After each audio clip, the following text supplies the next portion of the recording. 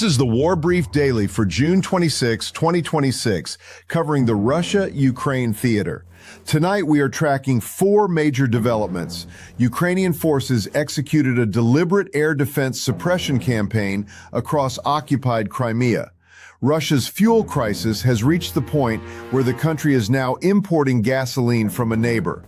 Belarusian signal repeaters supporting Russian drone strikes have gone silent.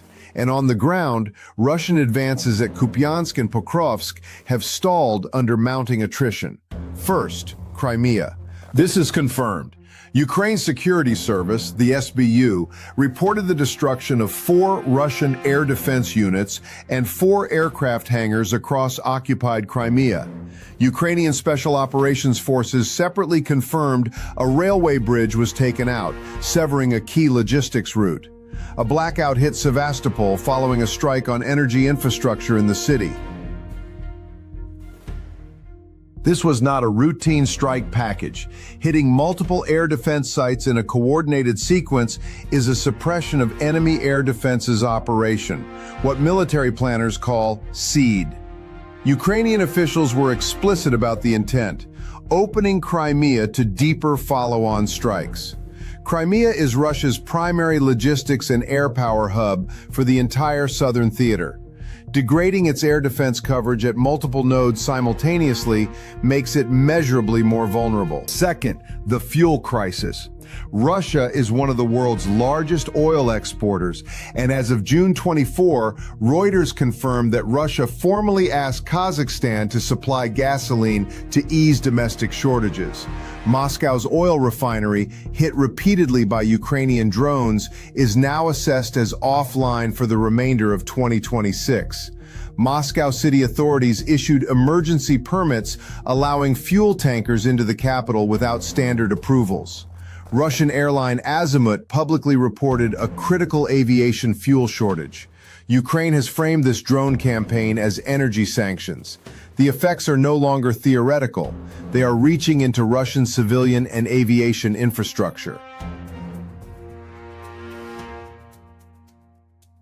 Third, Belarus signal repeaters. Confirmed by ISW as of June 24. Belarusian repeaters along the Belarus-Ukraine border went dark on June 22nd. These systems extend Russia's GPS navigation signals into Ukrainian airspace, improving the targeting accuracy of Shahed-type strike drones. The shutdown follows a public ultimatum from President Zelensky to Lukashenko. Whether this is permanent or a temporary political gesture remains unclear, but if it holds, it removes one layer of Russian drone navigation support. Fourth, the ground picture. On the Kupyansk axis, a Ukrainian battalion commander reported Russian forces pulling back from massed assaults and shifting to smaller probing attacks following heavy losses, consistent with ISW's June tracking. Near Pokrovsk, Ukrainian sources describe sustained Russian attrition with no confirmed territorial gains. Russian MOD claimed capture of Volzhanska in Sumy Oblast. Ukraine specifically disputes that claim. Treat it as a single-source Russian assertion, unverified.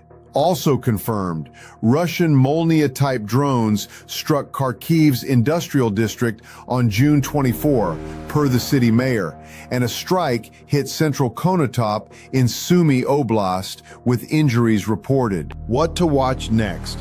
A potential Russian retaliatory strike package following the Crimea air defense losses. Any shift in drone routing patterns that would indicate the Belarus shutdown is having operational effect. And outcomes from the Ukraine Recovery Conference in Gdansk running through June 26th.